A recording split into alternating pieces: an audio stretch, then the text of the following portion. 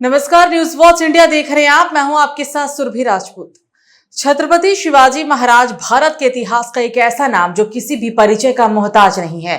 ये महान योद्धा जिनकी बहादुरी, रणनीतिक और प्रशासनिक कौशल की उनकी पहचान थी। एक ऐसा वीर सम्राट जिसने औरंगजेब को दांतों चने चबवा दिए।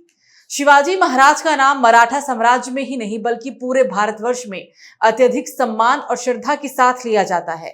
उनका जीवन केवल युद्धों और विजयों की गाथा नहीं है, बल्कि एक प्रेरणा है जो हमें ये सिखाती है कि सच्चे नेता वही होते हैं जो अपने लोगों के लिए बिना किसी भेदभाव के कार्य करते हैं। उनकी वीरता, साहस और देशभक्ति की मिसालों को देखते हुए उनके उदाहरणों को आज भी प्रेरणा के रूप में ही लिया जाता है। छत्रपति शिवाजी महाराज की गिनती महान योद्धाओं में की जाती है और हर साल 19 फरवरी को छत्रपति शिवाजी महाराज की जयंती मनाई जाती है। ये दिन भारत और खासकर महाराष्ट्र में बहुत ही महत्वपूर्ण होता है। ये दिन मराठा सम्राट छत्रपति शिवाजी महाराज की वीरता और साहस को याद करने का है। उनका जीवन हमारे लिए प्रेरणा का स्रोत है। उनके द्वारा किए गए काम और उनकी कुशल रणनीति और युद्ध कौशल की चर्चा आज भी होती है। ये हमारे लिए गर्व की बात है। तो आइए जानते हैं छत्रपति शिवाजी से जुड़ी कुछ बातों के बारे में। छत्रपति शिवाजी महाराज का जन्म 19 फरवरी 1630 को हुआ था। उनके पिता का नाम शाहजी भोसले था। उनके पिता बीजापुर में एक मराठा सेनापति थे। उनकी माता का नाम जीजाबाई था। कम उम्र में ही उन्होंने अपनी वीरता का परिचय तोरना के किले पर अपना अधिकार करके दिखा दिया था।